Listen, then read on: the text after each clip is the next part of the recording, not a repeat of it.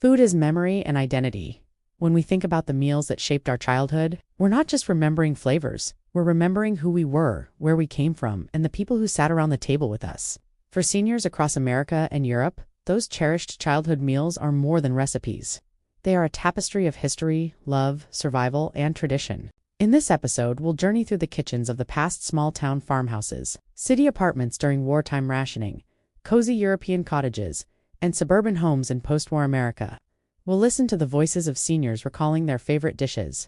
We'll explore the cultural meaning behind these foods, and we'll uncover the timeless wisdom these meals still carry today. It wasn't just a room to cook in; it was a gathering place, a classroom, a sanctuary. Imagine walking into a farmhouse kitchen in the Midwest during the 1940s. The smell of fresh bread filled the air, baked by mothers who stretched flour rations with creativity. Or picture a small flat in post-war London where a grandmother stirred a pot of vegetable stew, making something hearty out of nearly nothing. These meals were not extravagant. Yet that humility is what makes the memory powerful. Seniors recall the sound of the kettle whistling, the warmth of the oven on a cold winter morning, the laughter of siblings stealing cookies before dinner. These simple, everyday moments built a foundation of belonging.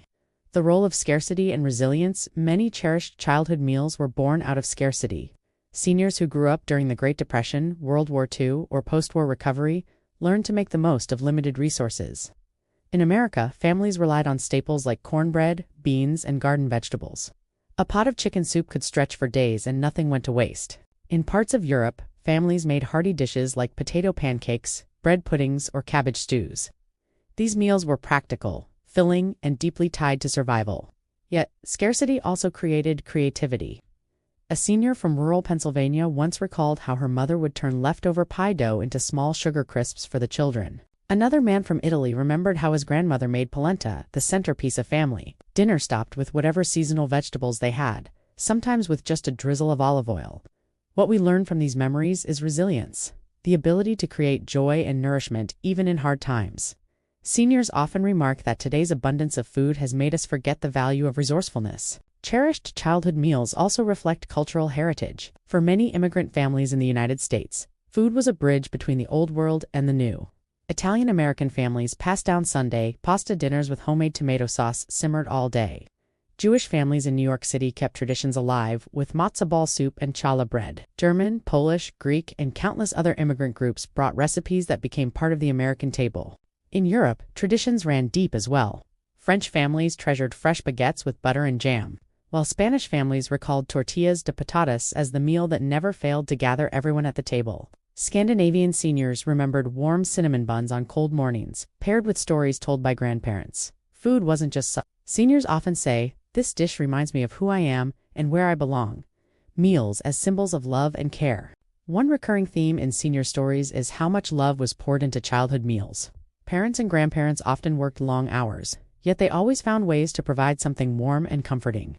For some, it was the ritual of breakfast pancakes with maple syrup in a New England home, or porridge in a Scottish household.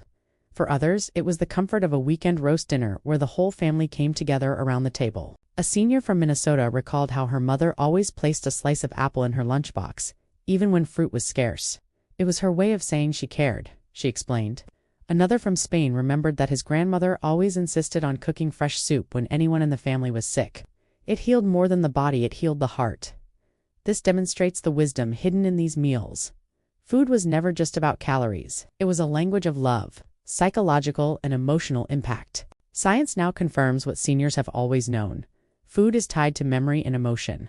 Studies show that taste and smell are directly linked to the brain's memory centers. This is why a single bite of an old recipe can transport someone back decades in an instant. Seniors often describe this vividly. The smell of cinnamon might remind someone of holiday baking with their mother. For many, these meals offer comfort and stability in later life, grounding them in familiar joys. Moreover, psychologists note that recalling positive food memories can reduce loneliness, anxiety, and depression in seniors. By sharing these memories with younger generations, seniors not only relive the joy, but also create bonds across time.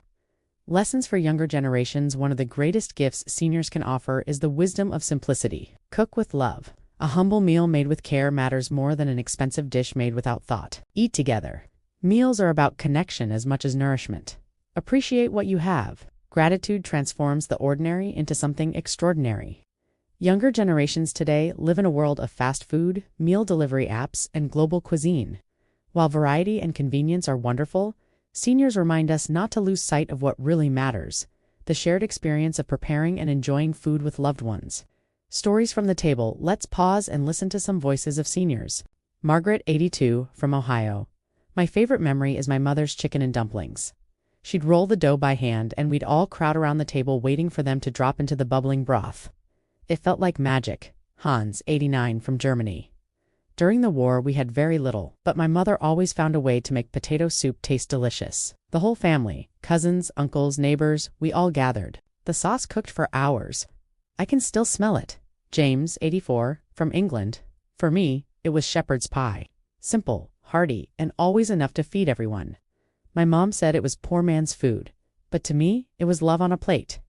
These stories, though personal, echo across generations and cultures. Seniors are now writing down recipes, teaching cooking classes, or simply inviting grandchildren into the kitchen. In America, community centers host heritage cooking nights, where seniors demonstrate old recipes. In Europe, cultural festivals highlight traditional dishes, keeping them alive.